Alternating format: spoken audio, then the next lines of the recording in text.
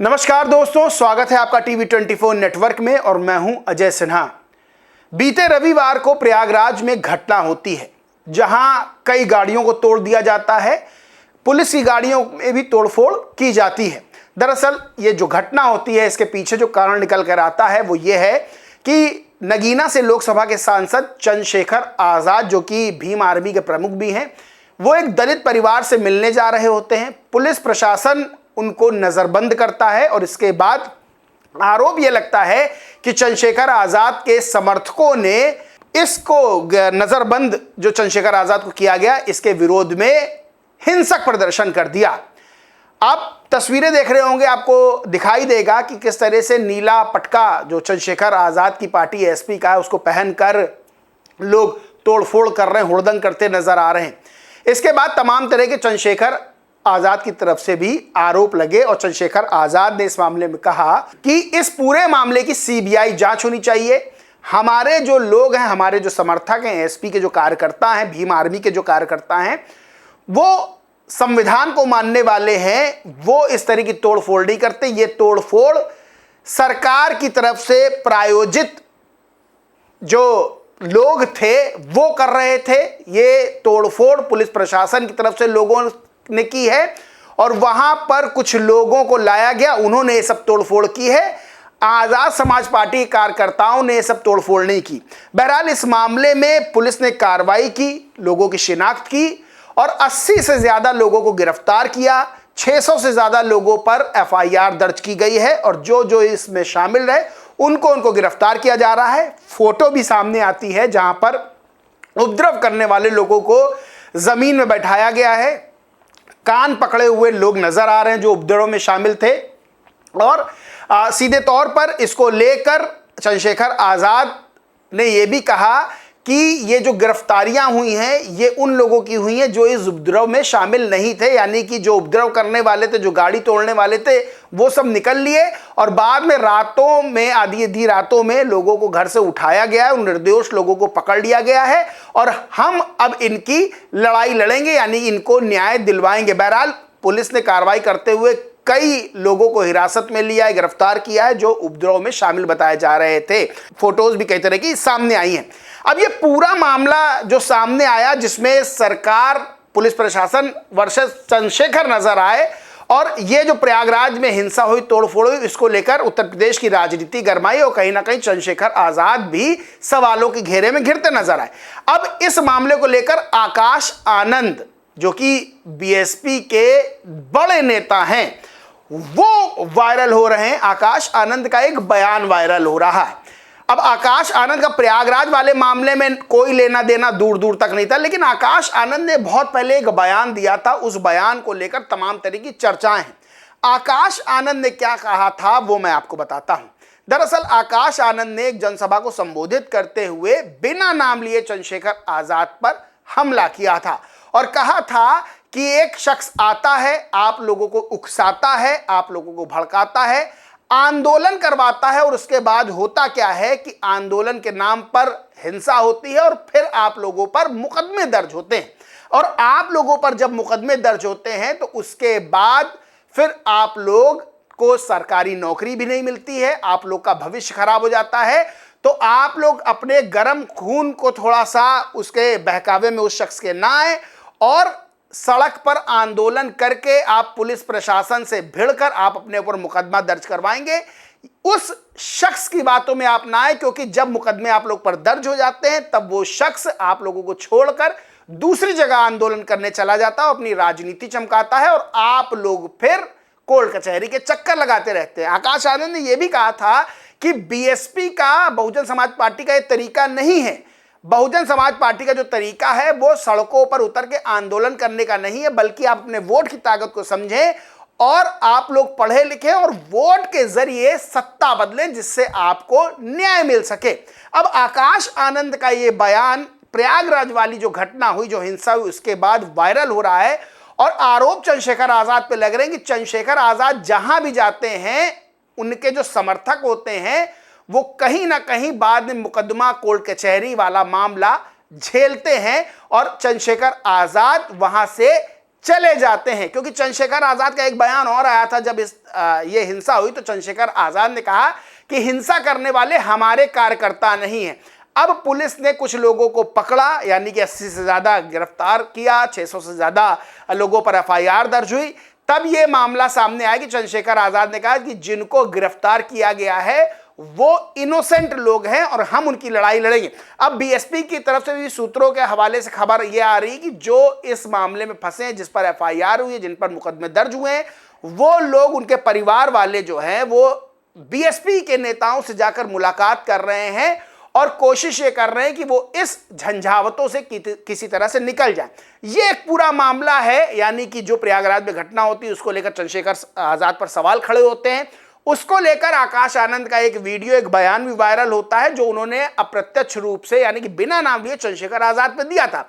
बहरहाल अगर उत्तर प्रदेश की राजनीति की बात करें, दलित वोट बैंक 22 से 23% है उत्तर प्रदेश में, और दलित वोट बैंक ऐसा है जो बेहद बेहद ज्यादा ताकतवर है। और दलित वोट बैंक पहले बीएसपी के साथ रहता था, लगातार बीएसपी के साथ बना रहता था। उसका नतीजा भी ये था कि 2007 में पूर्ण बहुमत की सरकार बीएसपी की बनी थी और भी वर्गों ने बीएसपी को वोट दिया था, लेकिन दलित वोट बैंक बीएसपी के साथ चट्टान की तरह खड़ा रहा।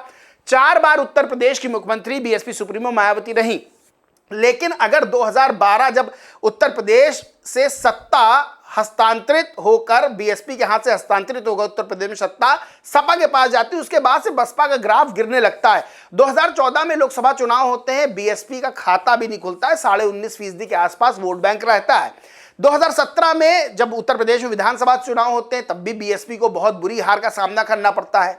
2019 की बात कर ले, तब समाजवादी पार्टी और बीएसपी साथ मिलकर चुनाव लड़ती है, 10 सीटें बीएसपी की आती हैं और 19.5% के आसपास वोट बैंक 2019 में भी रहता है लोकसभा चुनाव में। 2022 के विधानसभा चुनाव की बात कर ले तो 2022 के विधानसभा चुनाव में एक विधायक बीएसपी का जीतता है। 2024 में बीएसपी अकेले चुनाव लड़ती है और खाता भी नहीं खुलता है, 0 सीट होती है, लेकिन 9.5% के आसपास वोट बैंक रहता है। अब यह सवाल खड़े होते हैं कि आखिर बीएसपी क्यों लगातार कमजोर हो रही है। यानी कि बीएसपी यह बात जानती है, देखिए अगर दलितों की बात कर ले, शोषितों की बात कर ले, तो बीएसपी लगातार ये बात कहती रहती है कि आप पढ़ लिख कर वोट की ताकत समझिए और वोट की ताकत से सत्ता बदलिए। चंद्रशेखर आजाद की अगर राजनीति को उठा के देखें तो उनकी राजनीति एग्रेसिव रहती है, यानी कि बीएसपी से उनकी राजनीति अलग रहती है। वो आंदोलनों में विश्वास करते, सड़क पर उतरते। उनकी कई वीडियो सामने आ चुके हैं जब वो अधिकारियों से उलझते हुए, भिड़ते हुए नजर आ रहे हैं। चंद्रशेखर आजाद भी दावा करते हैं कि हम अपने समाज के उत्थान के लिए, अपने समाज को न्याय दिलाने के लिए काम कर रहे हैं। दावा बीएसपी भी करती है, लेकिन दोनों का राजनीति करने का तरीका अलग अलग है। चंद्रशेखर आजाद की पॉलिटिकल जो तरीका है वो थोड़ा एग्रेसिव है। बीएसपी का जो तरीका है वो आंदोलनों का तरीका नहीं है, बल्कि बीएसपी कहती है वोट की ताकत को समझिए और चुनाव में अपनी ताकत वोट के माध्यम से, यानी ईवीएम के माध्यम से दिखाइए। बहरहाल उत्तर प्रदेश में बीएसपी कमजोर क्यों हो रही है, 1-2 कारणों पे बात करेंगे। और उत्तर प्रदेश में क्या बीएसपी के कमजोर होने से चंद्रशेखर आजाद का उभार हो रहा है। पहले बात करते हैं कि बीएसपी कमजोर होने से चंद्रशेखर आजाद का उभार हो रहा है। यह बात बिल्कुल ठीक है। देखिए, जब बीएसपी अपनी ताकत के साथ आगे बढ़ती थी, यानी कि जब बीएसपी सत्ता में थी या बीएसपी मजबूत तरीके से राजनीति में थी, तब बीएसपी के पास दलितों का वोट बैंक रहता था। लेकिन जैसे जैसे बीएसपी कमजोर होती रही, चंद्रशेखर आजाद का उभार बढ़ता गया।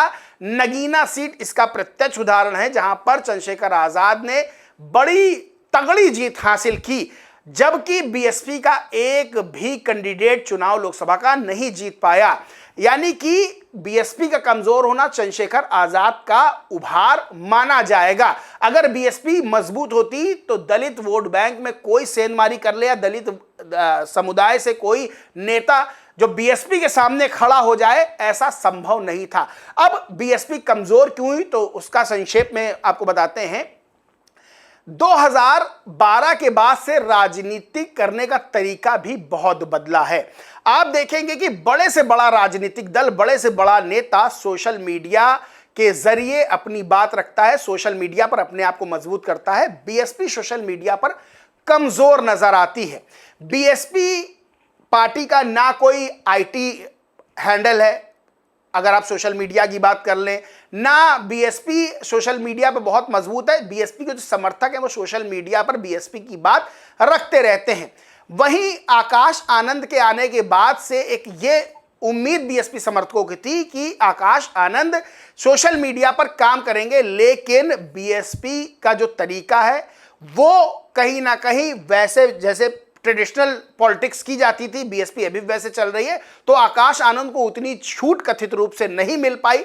दूसरी चीज ये भी है कि चंद्रशेखर आजाद लगातार लोगों से मिलते रहते हैं, भले ही वो जहां जाते हैं किसी भी मामले में तो वहां कुछ ना कुछ विवाद ऐसा सामने आ जाता है, लेकिन बीएसपी सुप्रीमो मायावती को लेकर लोग कहते हैं कि कहीं ना कहीं उन्होंने लोगों से मिलना बंद कर दिया है, उन्होंने लोगों के बीच जाना बंद कर दिया। इसका नुकसान भी बीएसपी को हो रहा है, लेकिन आकाश आनंद से लोगों को एक उम्मीद रहती है। बहरहाल जिस तरह से बीएसपी इस वक्त अपनी ताकत को बटोर रही है 2027 के चुनाव के लिए, और जिस तरह से वो लगातार चंद्रशेखर आजाद को भी निशाने पर ले रही, भले ही नाम ना लिया जाए, लेकिन बीएसपी सुप्रीमो मायावती खुद ये बात कह चुकी हैं कि लोगों को, यानी कि जो दलित वोटर्स हैं उनको सावधान रहना होगा, जो बीजेपी सपा और कांग्रेस के प्लांटेड लोग हैं उनसे, यानी कि वो विधायक मंत्री सांसद भले ही बन जाए लेकिन आप लोगों का उद्धार नहीं करेंगे। सीधे तौर पर चंद्रशेखर आजाद के ऊपर यह बात मानी जाती है।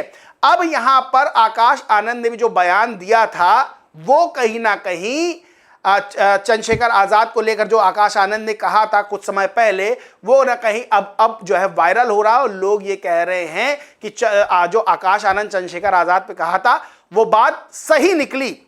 बहरहाल चंद्रशेखर आजाद इस समय अपने राजनीतिक उभार पर हैं। चंद्रशेखर आजाद लगातार आगे बढ़ते जा रहे हैं। अभी वो सांसद हैं, उनकी जो राजनीतिक पार्टी है एएसपी आजाद समाज पार्टी, वो भी अब पूरी ताकत से चुनाव लड़ने की तैयारी कर रही है। लेकिन सवाल यही खड़ा होता है कि क्या जो दलित वोट बैंक है उसमें बिखराव हो रहा है? क्या दलित वोट बैंक बीएसपी से शिफ्ट होकर एएसपी की तरफ, यानी बीएसपी सुप्रीमो मायावती से शिफ्ट होकर चंद्रशेखर आजाद की तरफ जा रहा है? तमाम तरह के उत्तर प्रदेश की राजनीति में सवाल खड़े हो रहे हैं। कुछ हिस्सा दलित वोट बैंक का बीजेपी के साथ और लोकसभा चुनाव में समाजवादी पार्टी और कांग्रेस के साथ भी जाता हुआ नजर आया था।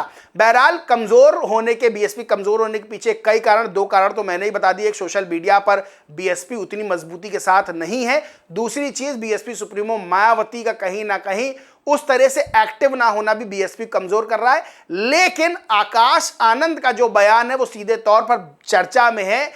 चर्चा में इसलिए ज्यादा है क्योंकि जो दलित वोट बैंक है, दलित समाज है, दलित समाज के लोग हैं, शोषित वंचित लोग हैं, उनके लिए बीएसपी हमेशा यही बात कहती आई है कि आप सड़क पर उतरकर न्याय नहीं ले सकते हैं। आकाश आनंद ने कहा था कि डीएम एसपी से झगड़ कर या उनसे बहस कर कर या पुलिस प्रशासन के खिलाफ जाकर आपको न्याय नहीं मिलेगा। लेकिन वो जो चंद्रशेखर आजाद का तरीका है आंदोलन करने का और अपनी बात बड़ी मजबूती से रखने का, वो कहीं ना कहीं युवाओं को, दलित वर्ग के युवाओं को बड़ा प्रेरित कर रहा है। लेकिन बीएसपी के बारे में माना जाता है कि जैसे ही बीएसपी मजबूत स्थिति में आएगी, जैसे ही बीएसपी का उभार होगा, कहीं ना कहीं चंद्रशेखर आजाद की जो राजनीति है उस पर बैरिकेडिंग लगाने का काम करेगा। बहरहाल दोस्तों, इस पूरे मामले पर आप क्या सोचते हैं, क्या मानते हैं, कमेंट करके जरूर बताएं।